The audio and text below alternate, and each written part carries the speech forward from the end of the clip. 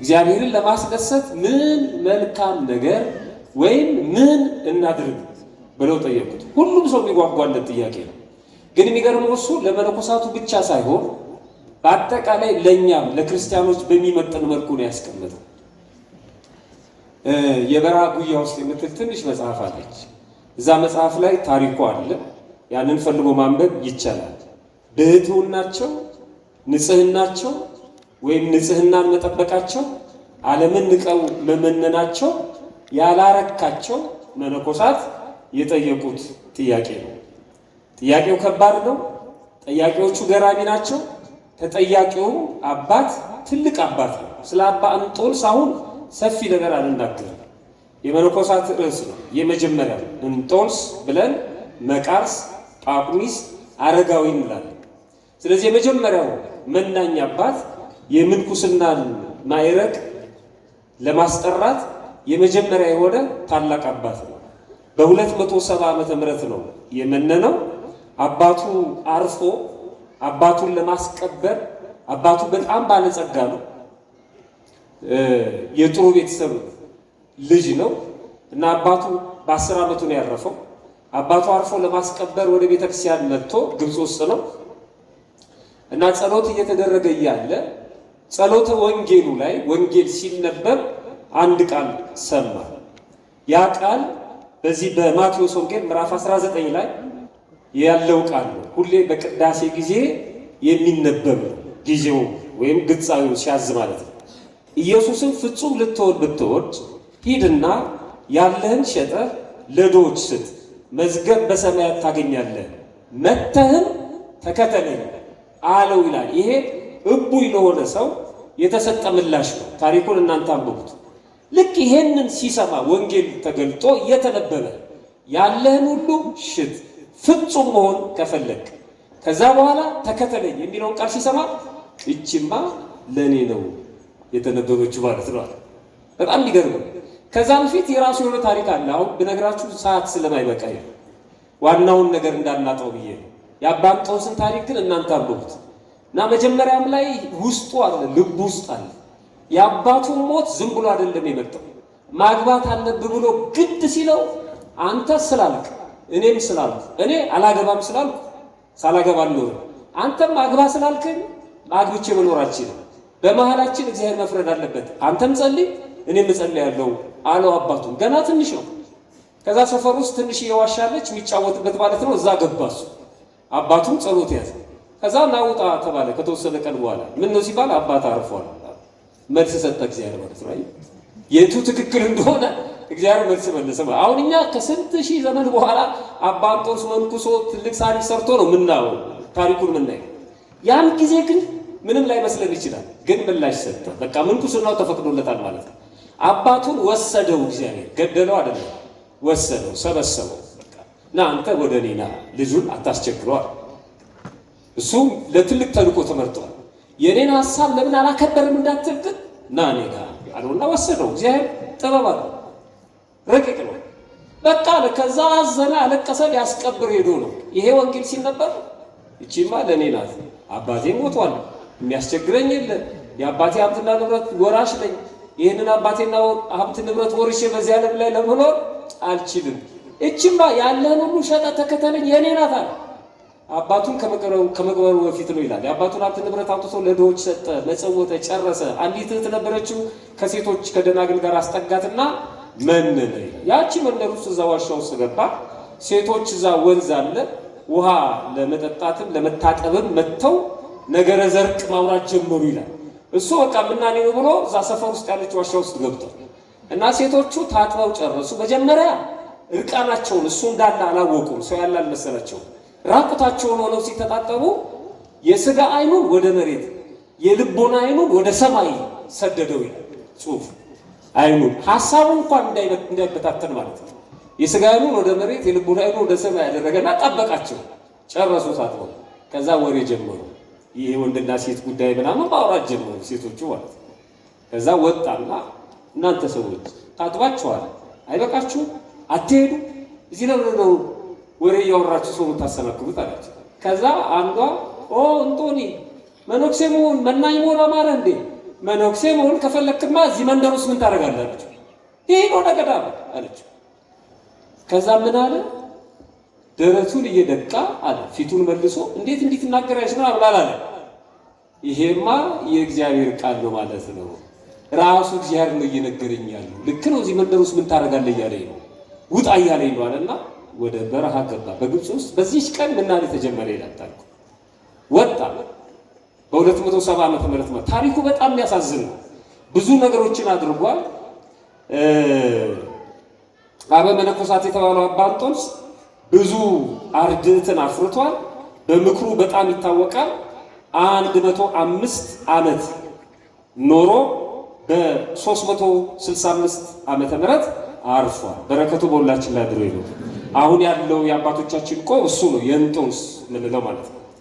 ይሄ አባት ነው ምክር የተጠየቀው ልላችሁ ፈልጌ። መነኮሳት መጥተው ይሄን አባት ነው ጥያቄ የጠየቁት። ብዙ መነኮሳት ይመጣሉ፣ ብዙ ጥያቄ ይጠይቁታል እና ያስተምራል፣ አይሳሳም፣ ይናገራል፣ በየቦታው ይሄዳል። ስለዚህ ያን የሚያውቁ አባቶች መጥተው ጥያቄ ጠየቁት። እግዚአብሔርን ለማስደሰት ምን እናድርግ? 3 ነገር ነገራቸው። በደንብ ስሙ። 3 ነገር ነገራቸው። አንደኛ ማንም ሁኑ ማን ዘወትር እግዚአብሔርን በፊታቸው አድርጉታል። ማንም ሁኑ ኋላ ገልጽላቸዋለሁ። ምንም ሁኑ ግን ሁሌ እግዚአብሔርን ከፊት አድርጉት። ከፊት አድርጉት ማለት ምን ማለት ነው? አንተ ታውቃለህ በሉ ነው። አትቅደሙት፣ አማክሩት።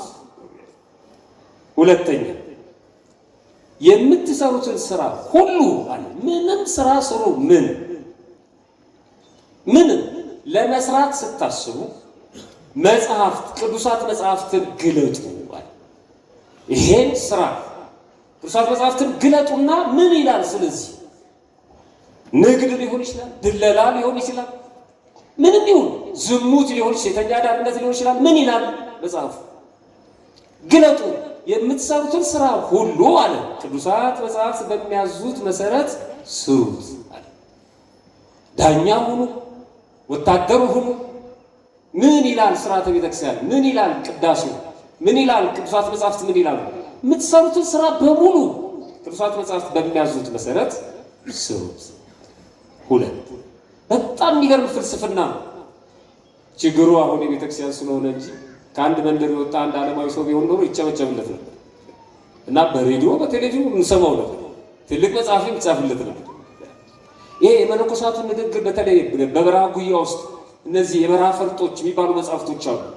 አንብቧቸው። የሚናገሩት ንግግር በጣም የሚገርም፣ ያኔ ይናገሩት የነበረው ንግግር አሁን ያለውን ነገር በሙሉ ፍንትው አድርጎ የሚያሳይ ምክራቸው በጣም የሚደንቅ ነው። ሶስተኛ አላቸው። ሶስተኛው የትን ቦታ ኑሩ፣ የት በቀላሉ ያንን ቦታ አትልቀቁታል። ይሄኛው በፊት ለፊት የአጽንኦ በዓትን ነገር ነው የሚናገር በምንኩስና ዓለም ማለት ነው። ይሄ ዘዋሪ አዝማሪያቸው እዛ መረው አንዳንዴ በእኛም ውስጥ አለ ስራ መስሪያ ቤት መቀየር 3 ወር ይሰራና ሲቪ 3 ወር ይሰራና በቃ ሲቀይር እድሜው ይጨርሰው ቦታ አለማጽናት ፈልጎ የሆነ ቦታ ላይ እንትን አለ ማለት ነው። መንቀል መትከል ይሆናል እና ለጊዜው ለነሱ ነው። የትም ቦታ ኑሩ፣ በቀላሉ ግን ያን ቦታ አትልቀቁት። እነዚህ 3ቱን ብታደርጉ አላቸው። በጣም ይደግም። ጥያቄያቸው ምንድን ነው? እግዚአብሔርን ለማስደሰት ምን እናድርግ? እነዚህ 3ቱን ብታደርጉ መልካም ይሆንላችኋል፣ አምላካችሁም ይደሰትባችኋል አላቸው። አሁን ይህን ወደኛ ህይወት ማምጣት አለ ባለው ደቂቃ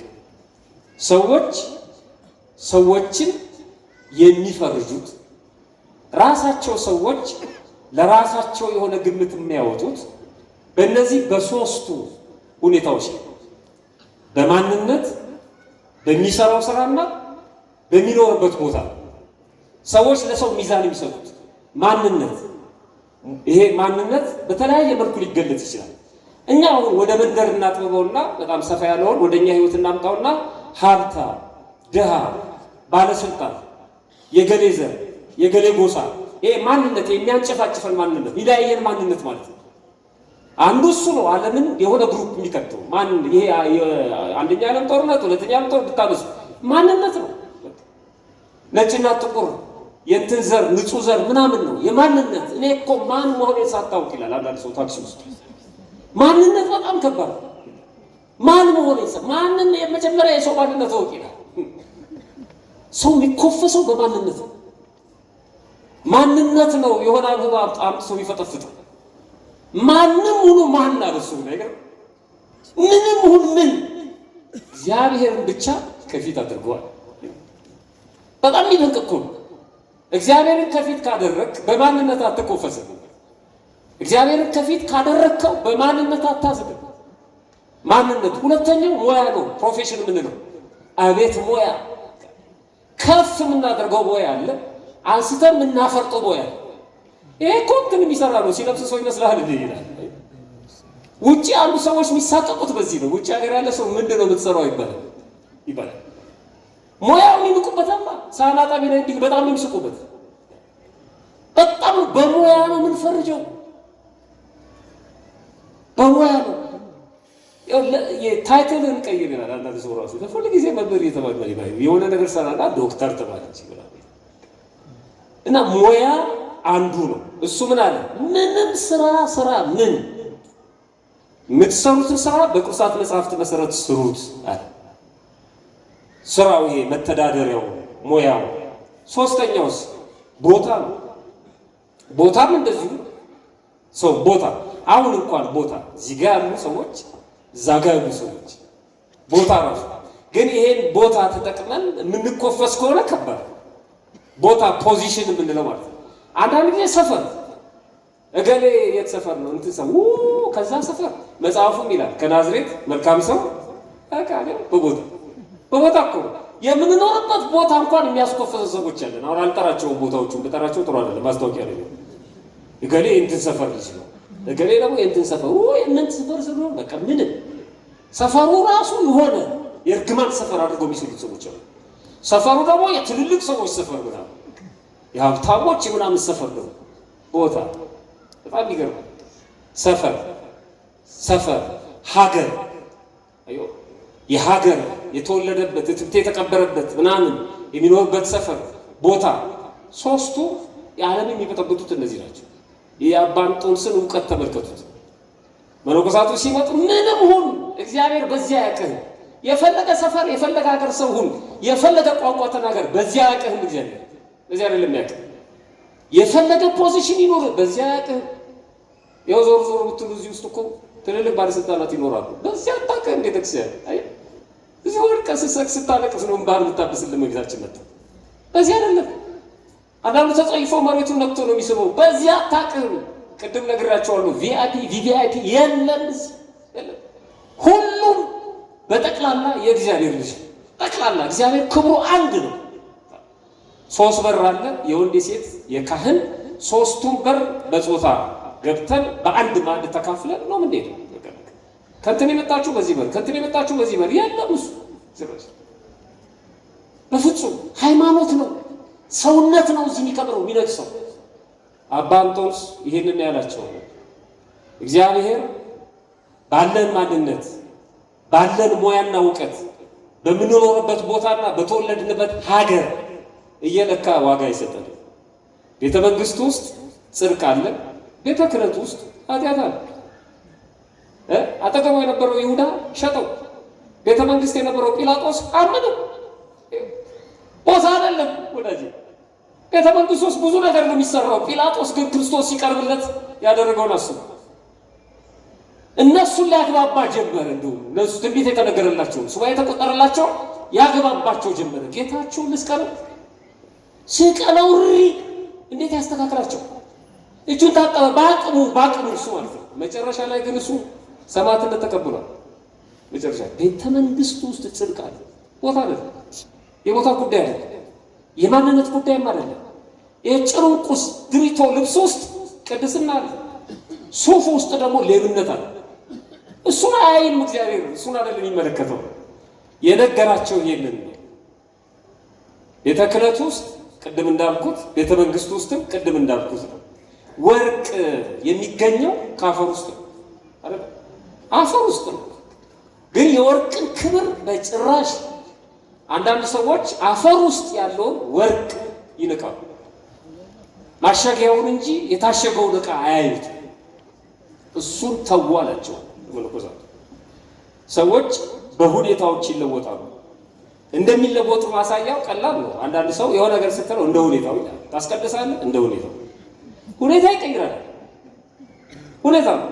እሺ የዝናቡን ሁኔታ አይቼ ዝናቡን ተቆነ በጭራሽ ይሆን ትጾማለህ? እስኪ እንደ ሁኔታው እኔ እርግጠኛ ልክ ጾሙ ሲገባ አለቃው ከወር ደመወዙ ግማሹን ቢቀጣው ጾሙን ላይ ጾም ሁሉ የሚችል ሰው ይኖራል። እርግጠኛ ጾም ገብቷል እኮ የምትጾም እዚህ ደመወዙ ተቆርጧል፣ እዚህ ጾም ይለኛል። እንዴት እግዚአብሔር እንደሚከባከበን እንዴት እንደሚከባከብ እንደ ሁኔታው ነው ወዳጅ። ይኸው የምንማረው እንደ ሁኔታው ነው። እንደ ሁኔታው በአውሎና በወጀማል ማን ይሰማል? እንደ ሁኔታው ነው። ተጋፍተን እኮ ጽድቅን መስራት አንችልም። ከባድ ነው በጣም ይታወታ ነው። እግዚአብሔር ደግሞ የልብ ነው ይቅራ ነው። ሁኔታዎች ሰዎችን ይቀይራሉ። እውቀት ሰውን ይቀይረዋል። ሀብት ሰውን ይቀይረዋል። ስልጣን ሰውን ይቀይረዋል። ቦታ ፖዚሽን ያልኳችሁ ስራ ፈተና ይሆንበታል። እንደው ባይቀይረውም ይፈታተነዋል። አንድ ሰው ነበር ከዚህ በፊት ነግሬያችሁ ከሆነ አላውቅም። ትልቅ ባላባት ናቸው። እኚህ ትልቅ ባላባት አሽከራቸውን ጠሩና በቅሎ የሚያቀርብላቸው አሽከር እንዳሁኑ መኪና የሚያቀርብ ማለት ነው፣ ቁልፍ የሚሰጥ እና ወርደን መኪና ስንሰጠው ፓርክ የሚያደርግ ስንፈልግ መኪናውን ደግሞ አምጥቶ የሚሰጥ። ያኔ በቅሎ በጣም የክብር መጓጓዣ ነው እና የትልልቅ ሰዎች መጠቀሚያ ነው። በቅሏቸውን የሚጭንላቸው ማለት የበቅሎውን ንጽህና የሚጠብቅ የሚያበላ፣ በስነ ስርዓቱ የሚንከባከብ፣ መሄድ ሲፈልጉ በቅሎውን ስቦ አሸልሞ አምጥቶ የሚያቀርብላቸው፣ ከሄዱበት ቦታ ሲመጡ ደግሞ ተቀብሎ በቅሎውን የሚያናፍስ እና የሚያበላ የሚያጠጣ ማለት ነው። በቃ የበቅሎ ሹም። ከዛ አንድ ቀን በቅሎውን ጫንና አምጣ አሉት። የሆነ ቦታ ሊሄዱ ነው ብሎ አስቦ እንደለመደው ጭኖ አሳምሮ አመጣ ሸልሞ። ከዛ ምን አሉት? ዛሬ የምትቀመጥባት አንተ ነህ፣ የፈለክበት ቦታ ሂድና ማታ ግን መልሳት አሉት። አለ በቃ ሰጥቻለሁ። ጌታው የሚቀመጡበት በቅሎ ማለት ነው። በጣም ተገረመ፣ በጣም ተደሰተ። ያችን በቅሎ ይዞ ለመሄድ ተዘጋጀ። እሳቸው ገቡ። የፈለክበት ብለውታል፣ ተጠቀም ብለውታል። ዛሬ መኪና እንደምንሰጠው ማለት ነው። ከዛ የሆነች ከፍ ያለች ነገር ፈለገና በቅሎ ላይ ተቀመጠ። ልክ ገባ በቅሎ ላይ ሲቀመጥ የተቀመጠበት መቀመጫው ልስላሴው የተለየ ከፍተው። ከዛ በኋላ ለምዶብን ምንለው አይደል አላለ ምን አለ? ደህና ሰንብች መሬት አለ።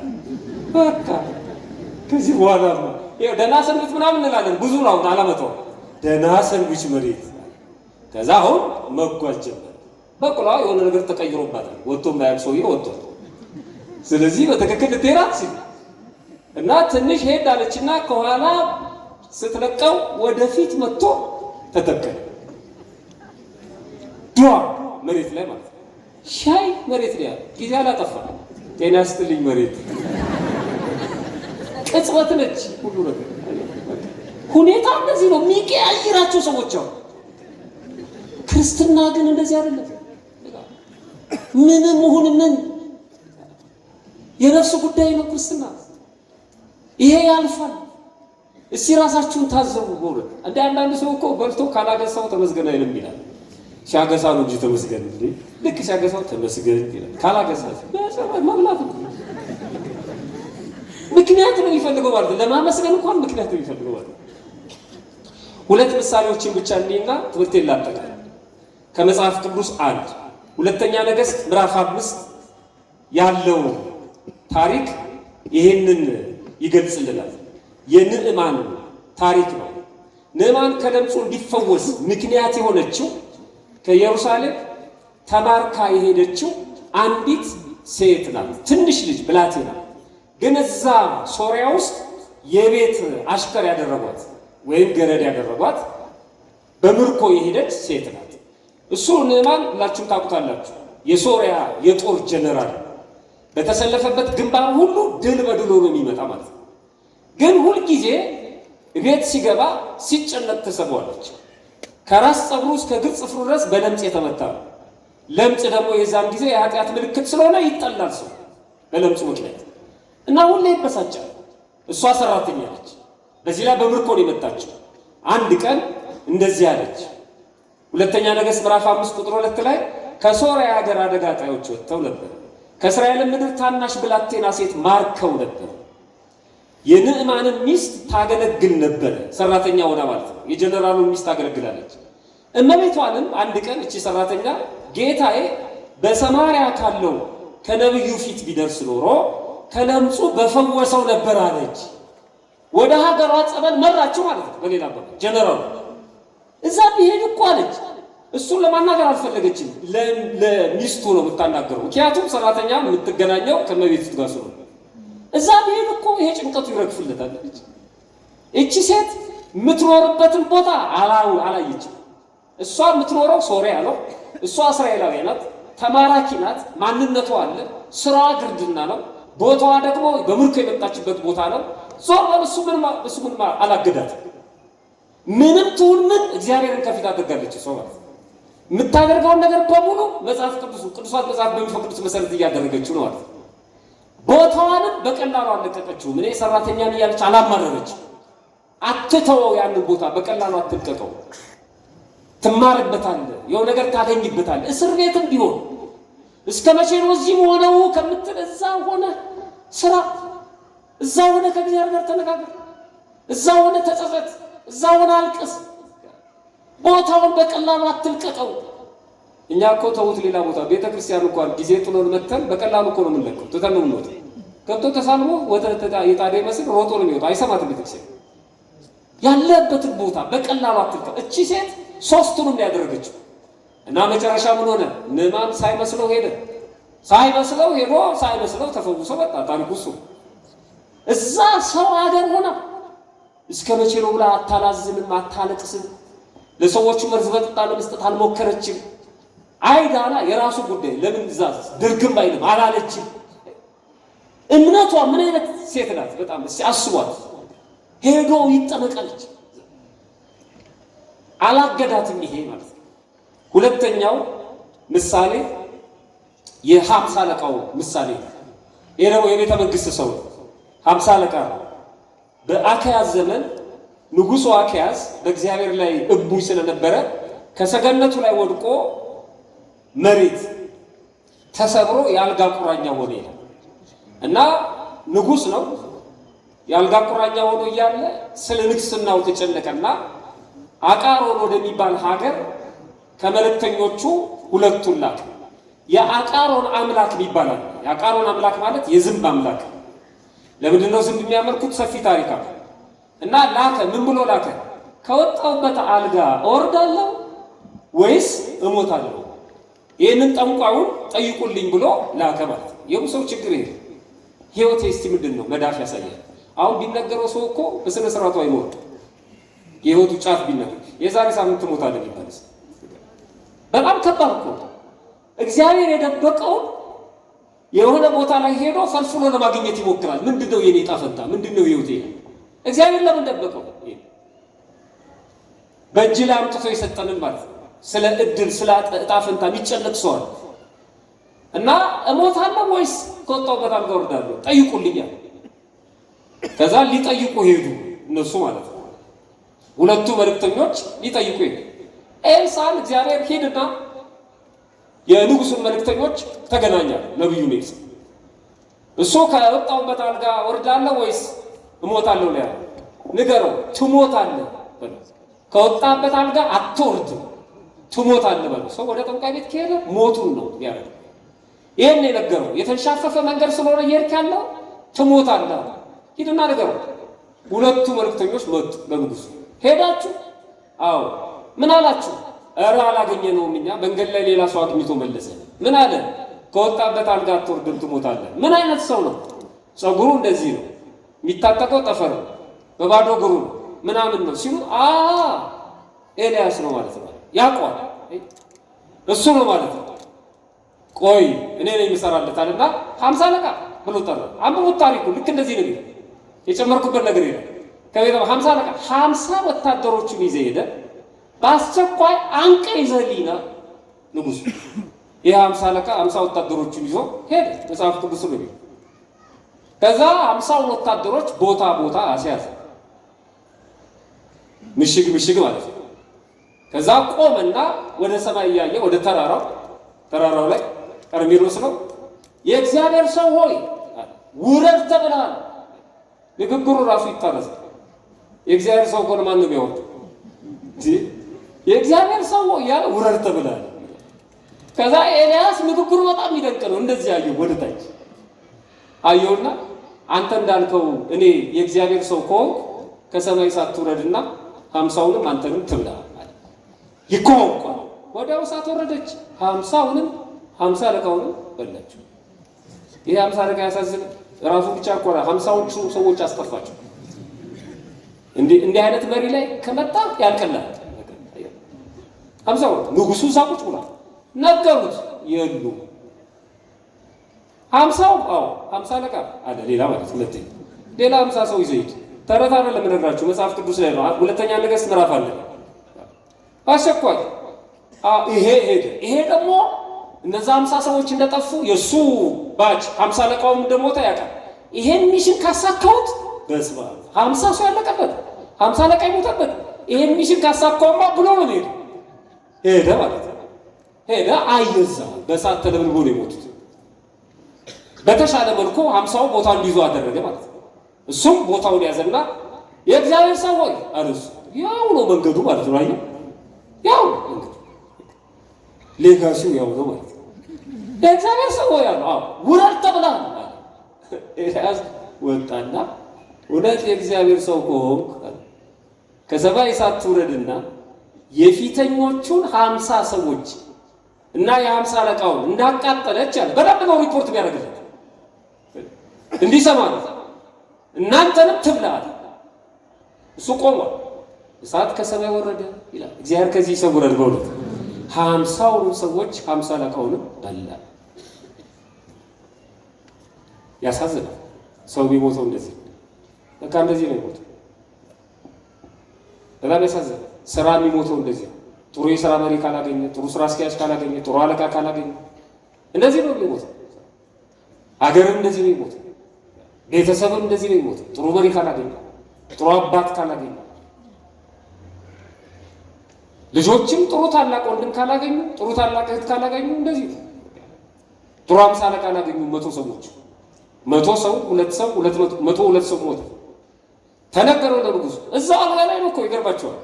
አለቁ 50 አለቃ አለ 3 ልናነገው እንችላለን። እንደዚህ ከቀጠለ አይደል? ግን ይሄ መጨረሻ ነው። አዟቸው ይሄ መጨረሻ ነው። ይሄኛው 50 አለቃ ነው። አሁን የለፈለኩት ትምህርት የመጣልኝ 50 አለቃ ነው። ይሄኛውን 50 አለቃ ጠራው። ቤተ መንግስት ውስጥ ነው ያለው። ሁለቱ 50 አለቃዎች እንዴት እንደሞቱ አውቋል። እነዛ 100 ሰዎች እንዴት እንደሞቱ አውቋል። በአስቸኳይ ሄዳ አንቀ ይዘውና ከባድ ሚሽን ነው። ወጣ። እኔ ባነብላችሁ ደስ ይለኛል። የዚህኛው ብቻ ሁለተኛ ነገሥት ምዕራፍ 1 ቁጥር 13 ላይ እንደዚህ ይላል። ሁለተኛ ነገሥት ምዕራፍ 1 ቁጥር 13 ደግሞ ሶስተኛ የ50 አለቃ ከ50 ሰዎች ጋር ሰደደ። ስንተኛ? ሶስተኛ። ንጉሱ እኮ ነው አልጋ ላይ ወጣ። ሶስተኛ ሰደደ። ሶስተኛውም የ50 አለቃ ወጥቶ አለ። ይሄ ነው በጣም የሚገርመው ለኔ ትምህርት የተስማማኝ ማለት ነው። ይሄኛው ሶስተኛው የ50 አለቃ ወጥቶ በኤልያስ ፊት በጉልበቱ ተንበረከከ። ይገርም አየው። ምንም ስራ ምን ግን ቅዱሳት መጽሐፍ በሚያዙት መሰረት ስራው የቤተ መንግስቱ ሚሽን ሂድና ተንበርከክ አይደለም፣ ይዘው ና ነው። የቤተ መንግስቱ ሚሽን አረሳ ግን መጀመሪያ ተንበረከከ። 50ዎቹን እዚህ ቆዩ አላቸው። እሱ ሄደና ተንበረከከ። አሁን የቤተ መንግስቱ ሚሽን ቀጠለ። እንደዚህ ያለ የእግዚአብሔር ሰው ሆይ ነፍሴና የነዚህ የ50 ባሪያዎች ነፍስ በፊት የከበረች ትሁን። አየው ስራ ሲሰራ በቅዱሳት መጽሐፍ መሰረት እኔ አመፀኛ አይደለሁም፣ እኔ ታዝዤ ነው በአማርኛ ስትተረጉም ንጉሡ አዞኝ ነው አንተን ለመድፈር አይደለም። እኔማ ሰገድኩልህ ይዘውና ግን ብሎኛል። እንዴት ይሻላል አለ። ከእግዚአብሔር ጋር መስራት ይሄ ነው። ምንም ሁን ምን አባንቶስ የትም ቦታ ኑር የት ምንም ስራ ምን ሷት መጽሐፍ በሚያዘው መሰረት ስራ እግዚአብሔርን ከፊት አድርገው ያን ቦታ በቀላሉ አትልቀቀው፣ በቀላሉ አለቀቀው። ይሄው ሰው የሚሞት ከሆነ ማን ምን አገባኝ ብሎ ትቶ አይደብቁ አይ አለቀቀው። እዛው የተመንግስት ውስጥ ነው 50 አለቃ መጣ ተንበረከከ። የነዚህ 50 ሰዎች እኔ በጣም የሚገርመው ቆይ ታሪኩን ልጨርስላችሁና ስለምልጃም ስላለው እና በፊቴ የከበረች ትሁን አለ። እነሆ አለ ቀጠለ እሳት ከሰማይ ወርዳ የፊተኞቹን ሁለቱን የ50 አለቆችና 50 ሰዎቻቸውን በላች። ይሄን አውቃለሁ። ሚደንቅ እኮ ታሪክ ያውቃል። ሰው ሄዶ የጠፋበትን መንገድ ያውቃል። ሰው ከታሪክ ይማራል እንጂ በታሪክ ይባላል። በጣም ይገርም እኮ እንደበላች አውቃለሁ። አሁን ግን አለ መቼ ግን አለ አሁን ግን ነፍሴ በፊት የከበረች ትሁን ብሎ ለመነው። የእግዚአብሔር መልአክ አለ ለመነው ብሎ ሪፖርት ነው ያደረገው መጽሐፍ። ለመነው ሲለምነው ኤልሳ ዝም አለ፣ ጸጥ አለ። ምን ላድርግ? ንጉሡ ቡይ ነው፣ አመፀኛ ነው። ታስሬ ለንጉሡ ልሄድ ነው ያለ ነው ኤልሳ። ይሄ ሰውዬ ትቶታል። ዝም ሲል ገባ የእግዚአብሔር መልአክ። የእግዚአብሔር መልአክ ምን አለው? ኤልያስን ይቅርታ ኤልሳ ያልኩ ነው። ኤልያስን ከእርሱ ጋር ውረድ አትፍራ አለው ይላል። ከዚህ ከ50 አለቃው ጋር ሂድለት ወደ ቤተ መንግስት አትፍራ፣ ስጠው፣ እጅን ስጠው። እጁን ሰጠው። 50 አለቃው ወደ ቤተ መንግስት ኤልያስን 102 ሰው ያስፈጀ ኤልያስን ይዞ ገባ። አየህ ከእግዚአብሔር ጋር መስራት ቤተ መንግስት ገባ፣ ቆመ። በቃ እሱ ካስገባው በኋላ ኤልያስን በንጉሡ አልጋ ፊት አቆመውና ወደ ስራው ሄደ። ስራውን ጨረሰ። ማንም ሁን ማን ያለው አባንቶስ ሲል ምንም ስራ ምን ያለው ይሄ። ከዛስ ንጉሡ አቤት አለው። መጣ አለውና አዎ መጣው። ከዛ በኋላ የሆነ ነገር ሊናገር ሲል ከወጣበት አልጋ አትወርድም ትሞታለህ። እዛው ኳ ደርቆ ሞተ። ከእግዚአብሔር ጋር መስራት ማንም እንሁን ማን እሱን ከፊት እናድርግ። ምንም እንስራምን በስርዓተ ቤተክርስቲያንና በቅዱሳት መጻሕፍት መሰረት እንስራ። የትም ቦታ እንኑር የት ያለንበትን ቦታ እናክብር።